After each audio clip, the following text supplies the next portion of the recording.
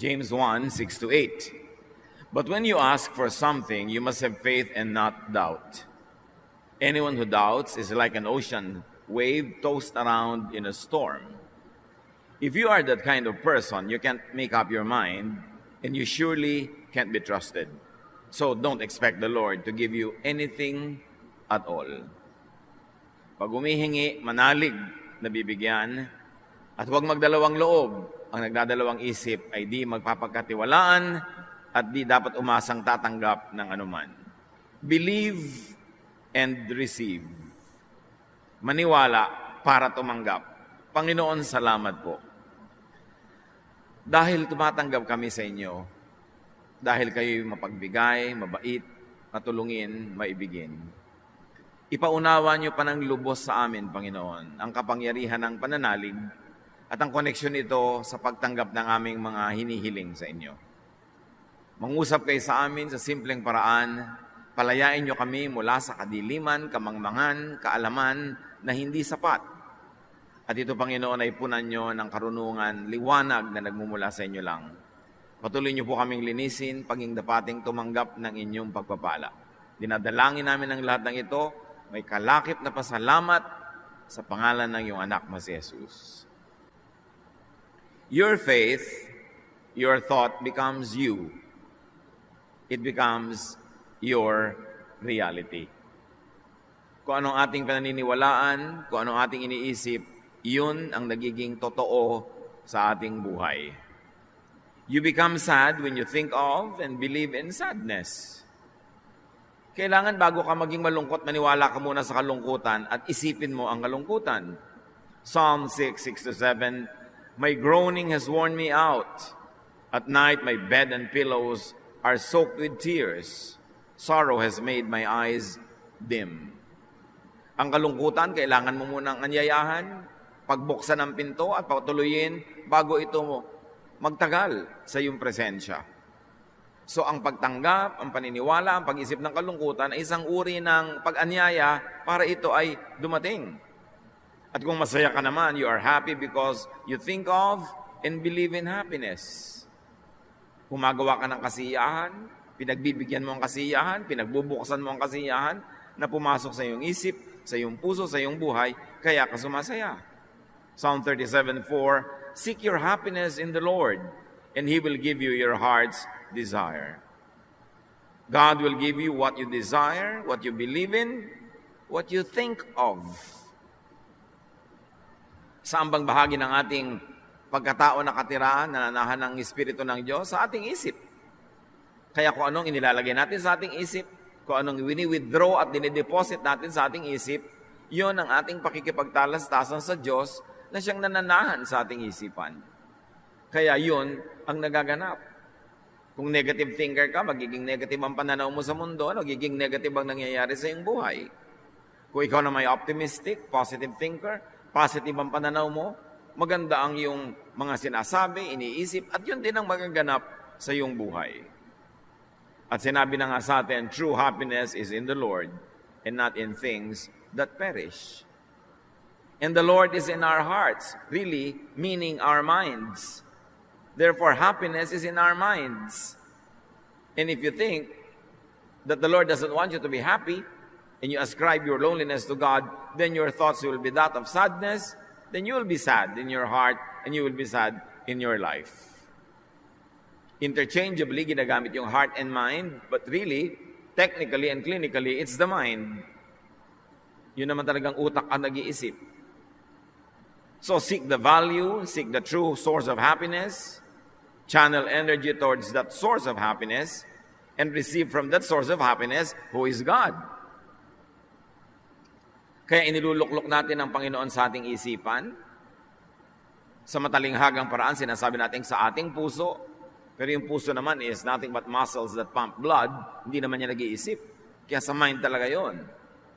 Pag nakaluklok ang Panginoon sa ating isipan, mga makadiyos na bagay ang lumalabas mula sa ating isip, at mula sa pag-iisip, the material world is created. When God said, God thought that He would create, creation was made. Napaka makapangyarihan ang isip. Kung anong isipin mo, yun ang mangyayari sa iyong buhay. Pag inisip mong magiging tapat ka sa iyong asawa, nagiging tapat ka sa iyong asawa. Pag inisip mo at hinayaan mong magpabalik-balik at laruin mo sa isip mo na magtataksil ka, nagtataksil ka nga. Sa isip nangyayari ang lahat. Doon nakatira ang Diyos. At doon pinipilit sumiksik ng dyablo sa isipan. So seek the source of happiness, think of and believe in happiness, who is the Lord. Ang Panginoon nakatira sa ating isipan, na siya namang talinghagarin ng ating kaluluwa, ng ating pagkatao. Kaya pag pinupuri mo ang Panginoon, na nakatira sa iyo, naaangat ka rin. Kaya ka masaya pag nagpupuri ka sa Diyos. Pero pagka sinusuway mo ang Diyos, nilalabag mo ang kanyang mga kalooban, siyempre, bumibigat ang iyong kalooban dahil yung Diyos na sinasuway mo ay nasa iyo rin kalooban, nahahati ka, kaya ka malungkot pag nagkakasala. Kaya nagigilty. Kaya mabigat ang loob. Kaya pagka bigay na bigay ka sa praise and worship, gumagaling ang iyong sakit, gumagaan ang iyong pakiramdam, sumasaya ka, kasi yung Diyos na pinupuri mo ay nakatira sa iyo. Pwede mo ba siyang itaas na naiiwan ka sa baba? Di siyempre tataas ka rin.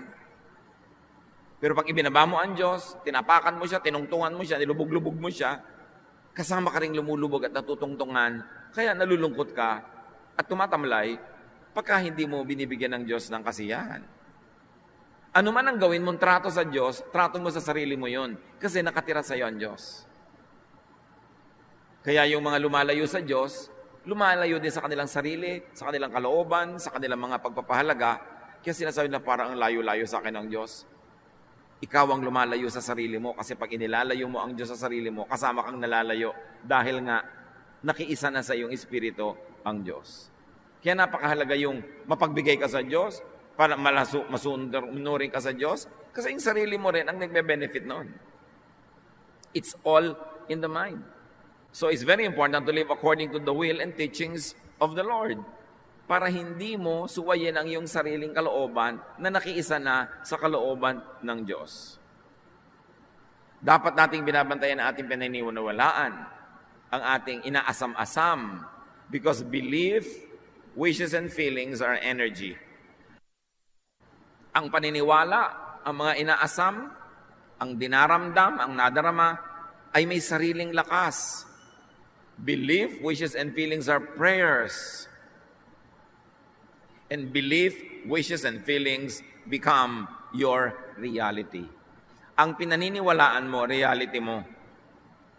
Kahit hindi yun ang reality sa outside world. So pag naniniwala ka na nakakatakot ang isang madilim na kwarto pag gabi, pag nandun ka, matatakot ka nga. Pero yung hindi naniniwala na nakakatakot ang madilim na kwarto, pumasok man siya doon, hindi naman siya natatakot. Kasi yung pinaniniwalaan niya ang nagiging totoo sa kanyang kalooban. Kaya kinokontrol natin ang pinaniniwalaan.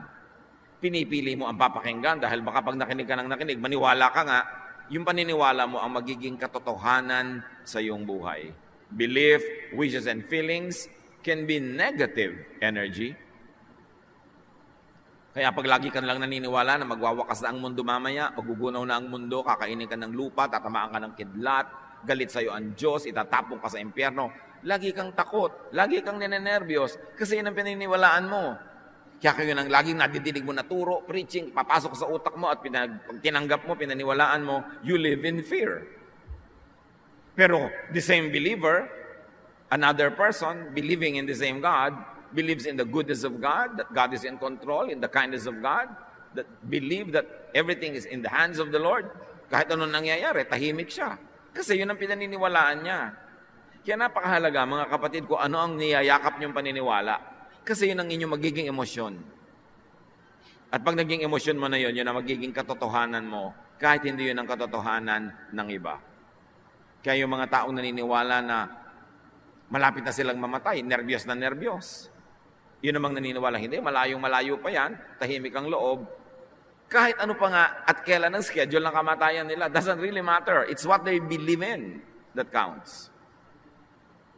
Kaya nga yung mga tinatawag na placebo effect, yung mga experiment sa medicine, may group A na pasyente, binigyan ng gamot na hindi naman talaga gamot, placebo lang, pero sinabi sa kanila, gamot yan, naggalingan. Dahil naniniwala sila na uminom sila ng gamot. Merong kababalaghan na nangyayari sa ating paniniwala na yung pinaniniwalaan natin nagkakatotoo. Yun ang hindi pa nasusukat ng siyensya at di gaano napag-aaralan ng mga theologians. Why? We just say faith, mystery, miracle. Pero talaga ang paniniwala, malaki. Kaya dapat tinitingnan natin kung ang ating paniniwala, ang ating inaasam, iniisip ay negative. Kasi magiging negative ang buhay natin.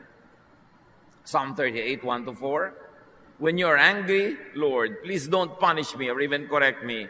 You shot me with your arrows and you struck me with your hand. My body hurts all over because of your anger. Even my bones are in pain and my sins are so heavy that I am crushed. Isang pananaw tungkol sa Diyos. Galit ang Diyos. Galit sa akin. Pinaparusahan ako ng Diyos. Therefore, ano nangyayari? Masakit ang kanyang mga buto. Nagdurusa siya. Hirap na hirap ang kanyang loob. The writer of this song believes that the Lord is the source of his anguish. And this belief has been transformed into a negative energy that was soon translated into pains, into realities. Sa niya, galit sa akin ang Diyos. Magagalitin ang Diyos. Masungit ang Diyos. Pinapalo ako ng Diyos. At pagka nangyayari yon, nagtatranslate into sickness, into pain. Lalo talagang nahihirapan ng kanyang katawan. But remember, napakahalaga ng pananaw natin. Belief, wishes, and feelings can also be positive energy. In the same collection of songs, Psalms 46, 1-3, another point of view about God, God is our mighty fortress, always ready to help in times of trouble, and so we won't be afraid. Let the earth tremble and let the mountains stumble into the deepest sea. Let the ocean roar and foam, and its raging waves shake the mountains. A totally different view of God. A totally different belief about God, a totally different thought. And what does it do to the thinker? It gives peace, it gives serenity, it gives contentment and happiness, even confidence. So anong pananaw natin na umiiral tungkol sa Diyos? Nagalit sa iyo ang Diyos o mahal ka ng Diyos? Depende sa pananaw na pinapalaki mo sa iyong utak, mabubuo ang iyong emosyon, maapektuhan ang iyong katawan, ang iyong kalusugan, ang buong buhay mo. Ano ang pananaw mo tungkol sa magulang mo, sa anak mo, sa asawa mo? Yun ang bubuo ng hugis ng relasyon ninyo o ng pakikitungo mo sa Kanya. In the second example about the point of view about God, the psalmist credits the Lord for His protection. And this belief has become the source of his courage. It has become the source of positive energy that dictated the course of his life.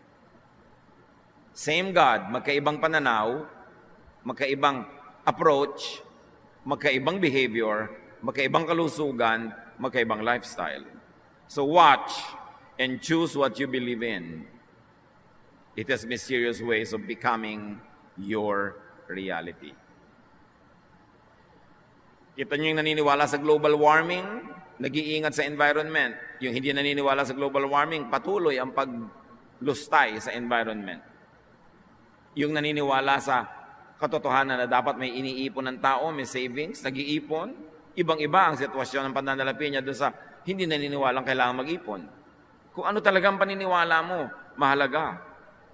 Your thought becomes your faith, it becomes your reality, it becomes you. That's why the Bible is very concerned about how we think. And Romans 12:2 says, be changed by the renewing of your mind. Sa isip nangyayari ang lahat. The battle happens, sabi sa Bible, in heavenly realms. What does heavenly realms mean? In the clouds, in the air, in the stratosphere? No, in the mind. Because the mind is the kingdom of God. That is where God reigns. And that is where Satan would like to usurp power and reign instead of God. Doon nag-aagawan sa paraan ng pag-iisip. And thought, we said, is energy. Energy procures, purchases its object from creation. So pag may iniisip ka, nagiging parang pambili yun, binibili mo sa creation, sa heavens, sa universe, yung gusto mong bilhin. Pagka iniisip mo na gagaling ako, bumibili ka ng gamot. Pag inisip mo, hindi na ako gagaling, bumibili ka ng kamatayan. Kasi mahiwaga nga ang pag-iisip. Psalm 35:9, then I will be glad because of the Lord. I will be happy because He saved me. Psalm 36:5, your steadfast love, O Lord, extends to the heavens, your faithfulness to the clouds.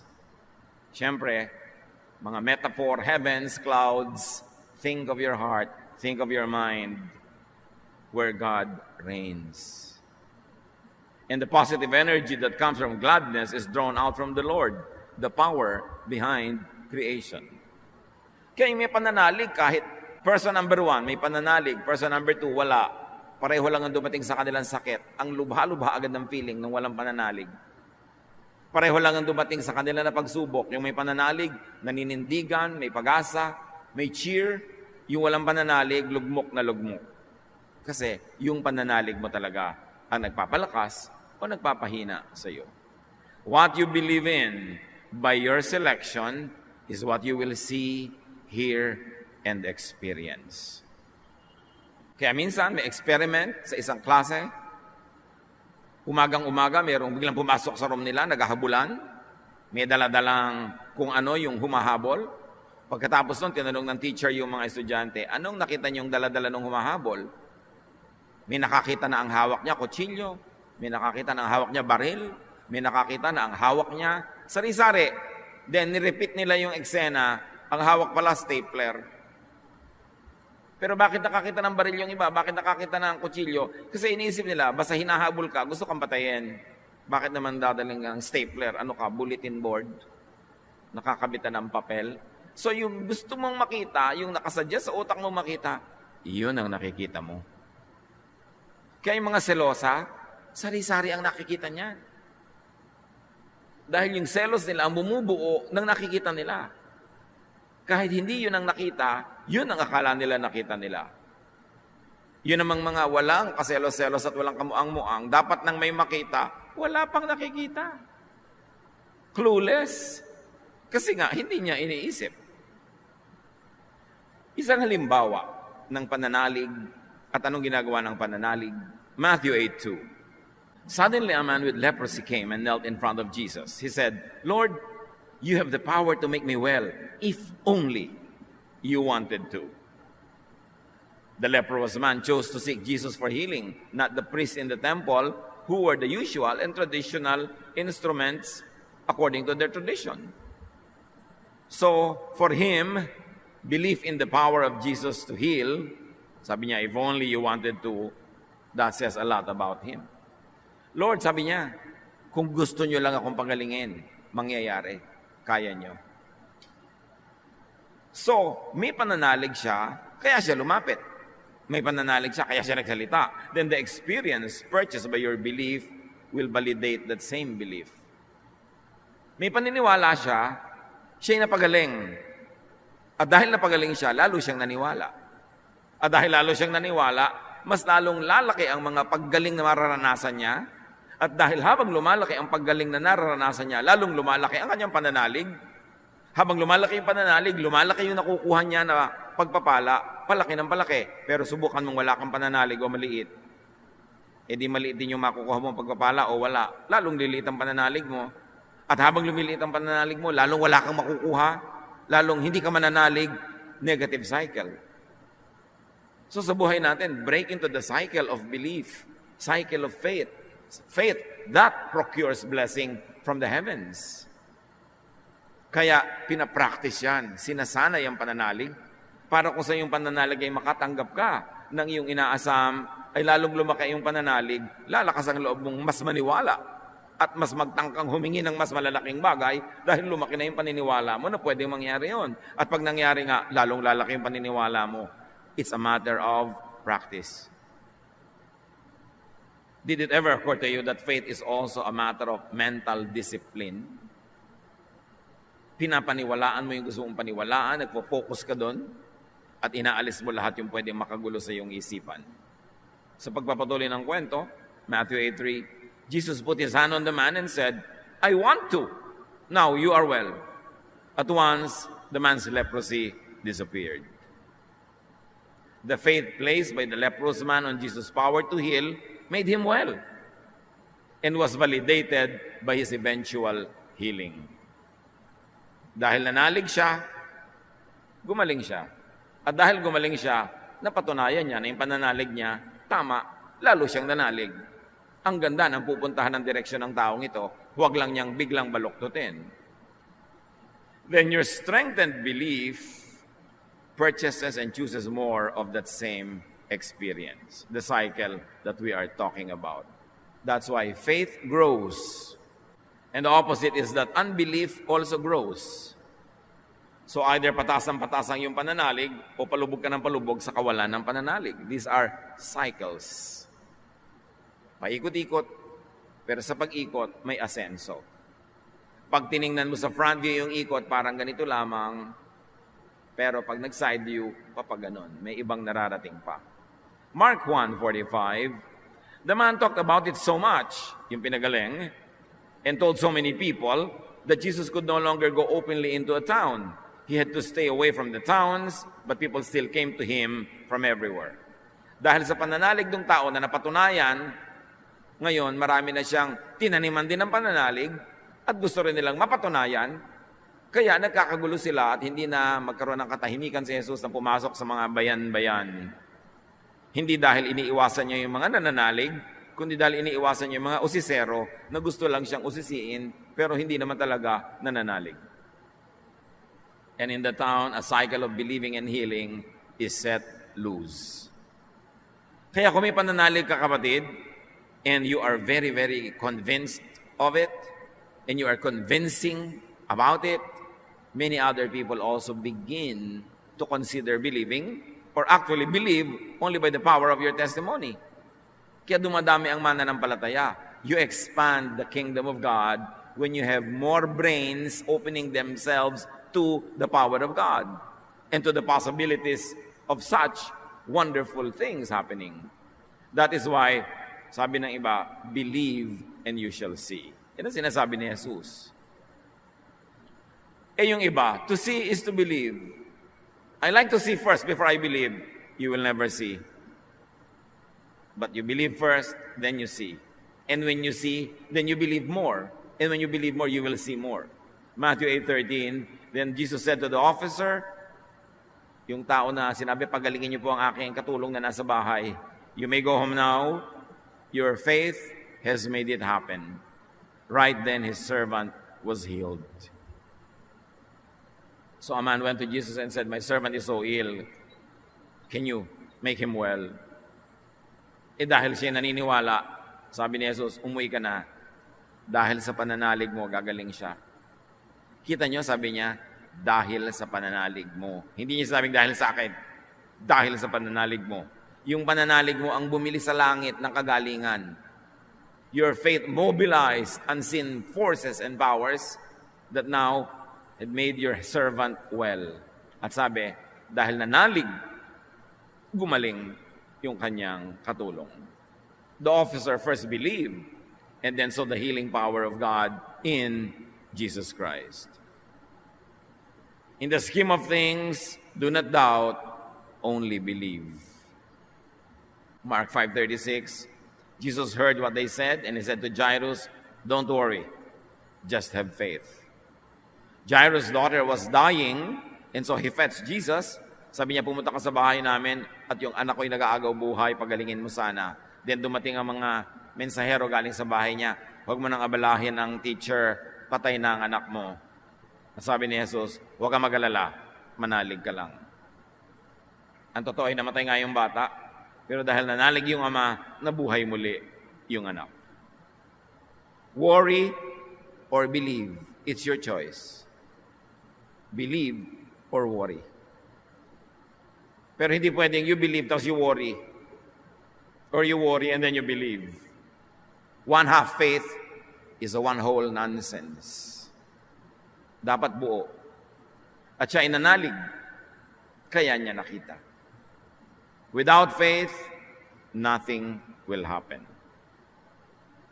Nothing out of the ordinary is what we mean. Nothing miraculous. Matthew 17:20-21. When his disciples could not accomplish something that they had to accomplish, they asked him why not. And Jesus replied, it is because you don't have enough faith. But I can promise you this, if you had faith no larger than a mustard seed, meaning very small, kahit konting faith lang, you could tell this mountain to move from here to there. And it would.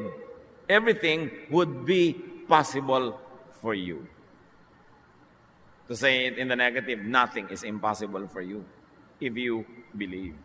Your thought and your mind, your faith is the limit. Sabi niya, believe, nothing will be impossible to you. And this is the unexplored frontier of our faith. How many of us and how much have we really explored faith to the point that it makes things happen? Sabi niya, if you believe, even in just a bit, maliit lang na pananalig, bundok susunod sa inyo. Jesus taught people and believers to focus on their faith, to mobilize their faith, to produce results, to move mountains. And God is creator. That's why faith in God creates. May relasyon yan. Ang Diyos kasi, creator eh. Eh kung yung Diyos na nakatira sa iyong isipan, pinaniniwalaan mo, tinatawagan mo, sinusunod mo, di may creativity, may creation na magaganap because you appeal to God who is creator. Yun ang hiwaga ng pag-iisip. You cannot see, feel, and have and enjoy what you do not believe in at first. John 9:18, but the Jewish leaders would not believe that the man had once been blind. Why? Those people really refuse to believe. That's why if they see evidence, they still do not believe because in their mind they have made up and they have decided that they would not believe. The Jewish leaders would not cede to Jesus the power of God to heal the blind man, so they could not believe that the blind man could now see. Ayan na yung ebidensya, ayaw pa nilang paniwalaan. Kasi pag naniwala sila, mas malaki ang kanilang kalugihan, di pati sila magiging follower ni Jesus, hindi na sila yung leader.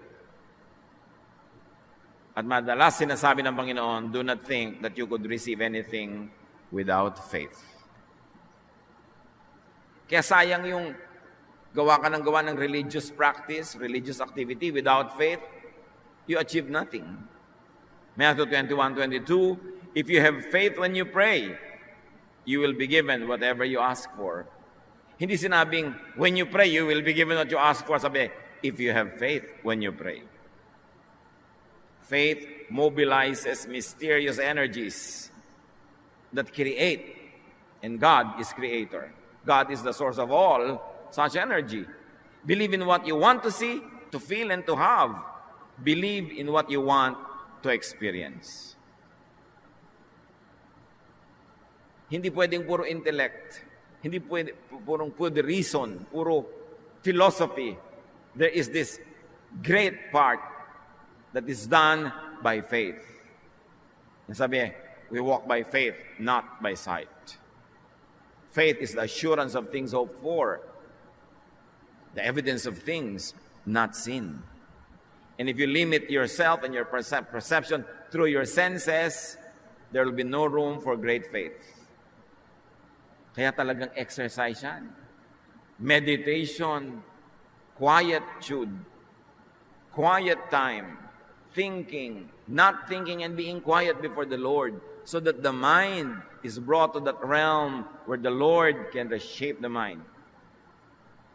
Matthew 9:29, then he touched their eyes and said, according to your faith, let it be done to you.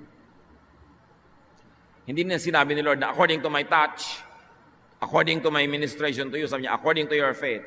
So kung nananalig ka, mangyayari. Kung hindi ka nananalig, kahit hawakan kita, hindi mangyayari. Yung faith mo ang makakapagpangyari sa mga mangyayari. And the blind men, in approaching Jesus, expressed their desire to regain their sight. Sabi ni Jesus, according to your faith, it will be done to you. This desire became a reality, and they soon received sight. So produce, buy, and shape your experience with belief. Yan ang madalas nawawala eh. A lot of times, religiosity is reduced to intellectual exercise, to memorization of verses, to intellectual pursuits, debates. yung mga nagagawa ng utak, pero nakakalimutan natin i-develop yung inner core of everything. And that is our inner spirituality, our faith, which is personal, which is private. It cannot be corporate. We have corporate worship, we have corporate activities, but the development of your spirit, to align it with the Spirit of God, is a very private matter. Kaya napakahalaga ng quiet time, ng meditation, napakahalaga nung nananahimik ka lang, nakikipagniig ka sa Diyos, dahil doon mo lang naisusunod sa direksyon ng Espiritu ng Diyos ang iyong Espiritu. Yung babaeng pinagaling ni Jesus, after 12 years of bleeding, Luke 8:48, Jesus said to the woman, "You are now well because of your faith. May God give you peace." Jesus is so repetitious about this. It is your faith that healed you. So pagka hindi ka gumaling, ang sasabihin ni Jesus, it is your lack of faith that prevented you from getting healed. Huwag mo sisihin ang Diyos. Yun ang dapat natin makultivate, mga kapatid. Yung kapangyarihan ng pananalig na nandun lang sa loob ng ating isip, na hindi natin madalas nabubungkal, hindi natin nalilinang, hindi natin nade-develop. The woman's faith shapes the whole course of her life into a state of well-being when she was freed from her illness that troubled her for 12 years. Faith. So change your life by changing your experience. And change your experiences by changing your belief, your mind. Matthew 9:22, Jesus turned, he saw the woman and said, "Don't worry, you are now healed because of your faith." At that moment, she was healed. She only needed the affirmation from Jesus, but it is her faith that would heal her. In fact, it was that faith that made her approach Jesus. Kaya siya lumapit kay Jesus dahil nananalig na siya. Pero kailangan lang niyang sabihin ni Jesus, yung pananalig mo, pagagalingin ka niyan, at nung marinig niya yun, gumaling nga siya. Kailangan lang niyang ma-encourage na yung pananalig niya sapat para magpagaling. At hindi niya kinailangang lumapit doon kasi yung ang pasyente na malayo na pagaling ni Jesus at hindi pa yung pananalig ng pasyente, pananalig ng amo ng pasyente who had the authority over the servant. Kaya mahalaga, be changed by the changing of your mind. What do you think about your illness? What do you think about your family problems? What do you think about the challenges that you face? And what is the relevance of your faith in God to those issues? Romans 12:2, do not conform to the pattern of this world. Be transformed by the renewing of your mind. Then you will be able to test and approve what God's will is. His good, pleasing, and perfect will. So, huwag kayong makiayon sa pag-iisip ng marami. Ibahin nyo ang pag-iisip nyo. Isunod nyo ang inyong pag-iisip sa paraan ni Jesus na ibinigay sa atin ng Diyos. Ituon nyo ang inyong pansin sa Diyos sa pamamagitan ng kanyang anak na si Jesus. Baguhin nyo ang pananaw nyo sa inyong mga problema, sa inyong mga kahinaan, sa inyong mga kasakitan, para mabago ang inyong pag-iisip. At pag nabago ang inyong pag-iisip at kinambalan nyo ito ng pananalig, susunod ang physical world sa inyong pananalig. Napakakonti ng nakakapagpatunay nito kasi may malaking talon from non-belief to belief. From half faith to full faith. Yun ang dapat nating matalon para maranasan natin yung sinasabi ni Jesus. When you believe, command this mountain to lift up itself and throw itself into the sea, and it will. Of course, it's a metaphor. It means anything that you think impossible will be possible. Because everything is possible for God. Everything is possible for those who believe in God. Pero marami sa atin, naririnig pa lang yun, ayaw nang maniwala, possible ba yun? Imposible naman. Wala talaga mangyayari. Pagka doon pa lang, tinatanggihan mo na siya. Because a person of a double mind should not expect to receive anything from the Lord. This is a great challenge, to develop a kind of spirituality that believes to the point of creating and achieving what is believed in. Kaya disiplina yan, mga kapatid. Hindi lamang yung laging basa ka ng basa ng mga sinulat ng iba, pakinig ka ng pakinig sa sermon ng iba. Kailangan manahimik ka, maraming oras, maraming panahon, nakikipagniig ka sa Diyos. And in that silence, you will hear the Word of God, the voice of God, direct from God. What we get are always hand-me-down doctrines, Our perceptions about God, our thoughts about God are always coming from some speaker, some preacher, some teacher. But you can receive that impulse from the Lord directly when you just stay silent before the Lord. Kaya sinasabi, be still and know that I am God. Do not be over-dependent on professionals, on religious professionals. Kailangan saliksikin mo ang salita ng Diyos, saliksikin mo ang espiritualidad, at marami kang oras ang pananahimik. Hindi nakikinig kung kani-kanino lang, kahit magagaling sila, nakikinig ka talaga sa Espiritu ng Diyos. But when we're always busy listening to others, to fellow men, to professionals, there's no space for God to speak to us in private. And this changes in our spirit, this development can happen in our personal fellowship with the Spirit of God. Yun ang i-develop natin, mga kapatid. Mabuti, maganda, nagtitipon-tipon tayo. Meron tayong corporate worship and celebration. Meron tayong corporate study. Meron tayong group event. Meron tayong mga group prayer. Pero huwag niyong pababayaan yung pakikipagniig mag-isa kasama ang Diyos. Anong sabi ni Jesus? When you pray, go into your room, close the door, and pray to your Father in secret. Alone, one-on-one, and your Father who fellowships with you in secret will reward you. Yun ang nangyayaring nagiging kulang sa maraming mananampalataya. Iniaasa nila lahat yung kanilang pag-aaral, paglago sa iba, sa pag-attend nito ng ganong seminar. Magaganda yon, nakakatulong yon, but not at the expense of losing your private time with the Lord. Yang kaliwanagan, yang inspiration, yang miracle na yan, nangyayari on one-on-one with the Lord. Ipaglaban nyo yan, i-develop, dagdagan, kasi gusto ng Diyos na kausapin kayo directly. Gusto ng Panginoon na palaguin kayo directly, at gusto ng Diyos makapagsarilinan din kayo. Kayo man, kung may mahal sa buhay, di ba? Gusto nyo meron kayong private moments together. Hindi laging maraming ibang tao. Yun ang ating i-develop, mga kapatid. Teach and train your discipline, your mind, to believe in what you want and what you want to happen. Your body, the material world, will follow. Let's bring our faith one notch higher.